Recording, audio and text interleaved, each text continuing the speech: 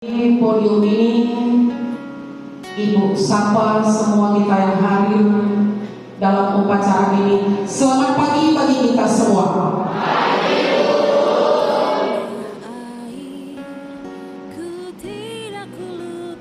Tetap kita bersyukur kepada Tuhan yang Maha Kuasa atas kesempatan, napas kehidupan yang masih boleh Tuhan berikan kepada kita, boleh kita ada sampai saat ini di tempat ini, boleh kembali mengadakan upacara bendera. Sepatutnya kita bersyukur kepada Tuhan yang masih memberikan waktu bagi kita. Yang saya hormati Ibu Kepala SMA Negeri 10 Medan, yang saya hormati Bapak Ibu Wakil Kepala Sekolah SMA Negeri 10 Medan, Bapak Ibu guru beserta staf pegawai SMA Negeri 10 Medan. Pelajar yang baik harus belajar yang baik. Tidak ada kata yang terlambat untuk belajar. Pada kesempatan ini ada beberapa tips, mohon camkan selagi ada waktu. Bagaimana cara belajar yang baik? Bagaimana cara belajar yang efektif sebagai seorang pelajar supaya kamu dikatakan pelajar yang baik?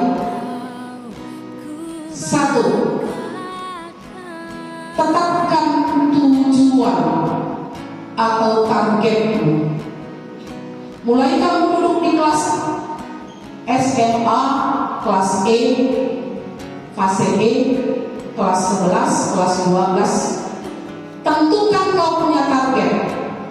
Mungkin kelas E, targetnya saya harus naik kelas, saya harus ranking. Yang kelas 12, saya mau menduduki satu kursi perguruan tinggi negeri, walaupun itu tidak favorit. Satu tujuan kau punya, tetapkan kau punya target, tetapkan kau punya tujuan supaya kau fokus melakukan hal yang berikut. 2. Atur kau punya jadwal belajar.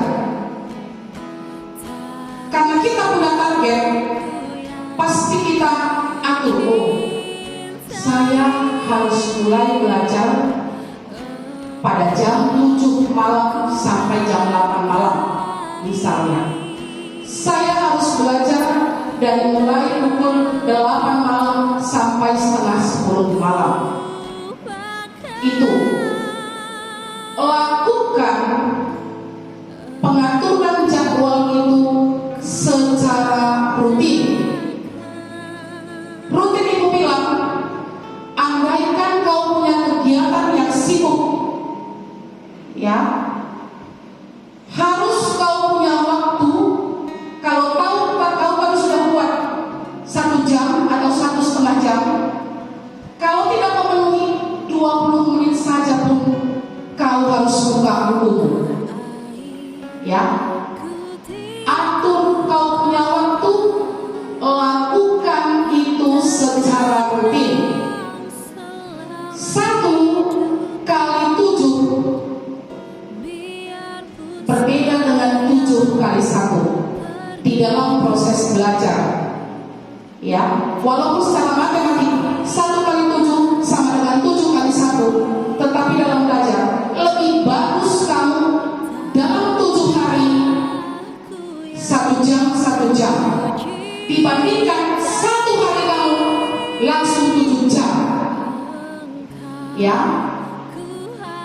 Kenapa? Karena memori otak kita ini pun terbatas untuk menerima semuanya. Perlu pengaturan waktu, perlu kerutinitas. Makanya banyak mahasiswa, ya, sistem SKS dibuatnya singkatan sistem kebut semalam. Ada tugas dari dia punya dosen, kumpul, akhirnya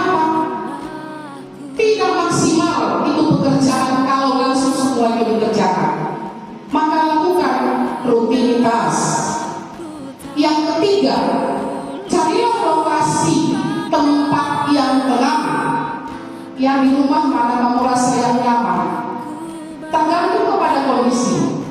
Ada juga anak-anak, ya, kalau memang dia tidak dibarengi dengan musik, dia tidak bisa, ya, untuk belajar. Terserah kamu, bagaimana rasanya tenang, ya, bagaimana rasanya nyaman. Suasana nyaman untuk setiap orang berbeda-beda. Ada meski tidak bisa ada suara berisik apapun, maka dia baru belajar. Ada harus ada musik, ya, yang mengiringi dia sambil belajar. Nomor berapa tadi sudah? Bagus. Nomor 4, buatlah ringkasan dalam setiap topik dari pembelajaranmu. Ringkasan itu sangat perlu. Dari podium ini Ibu pernah mengatakan, bila kamu punya kertas, ya, bila kamu punya catatan-catatan yang kosong, mungkin yang kelas 2 ada yang kelas 10 tidak dipakai lagi, silakan kamu gunting hektar. Lalu apa yang kamu buat di situ? Sudah tahu?